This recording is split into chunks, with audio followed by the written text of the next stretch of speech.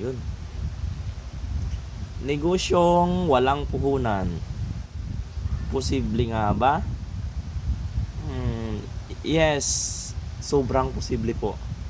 Ang vlogs na ito ay tuturuan kang magnegosyo or mag-umpisa ng negosyo kahit wala kang puhunan o pera.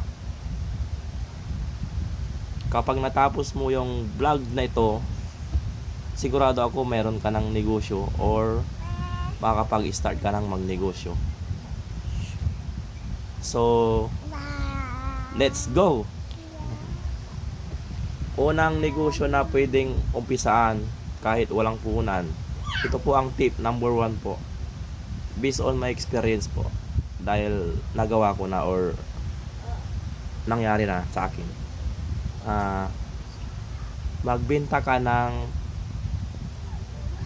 produkto ng iyong kapitbahay o kaibigan or relatives.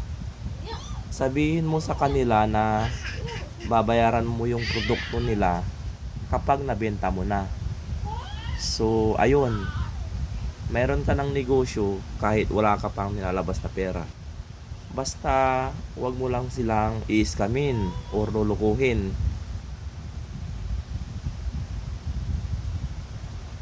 Para lalo kanilang pagkatiwalaan, siyempre, kung good payer ka, mas lalo nilang ipagkakatiwala sa iyo ang kanilang produkto. Hanggang sa makaipon ka unti-unti at ikaw na mismo yung bibili ng sarili mong produkto.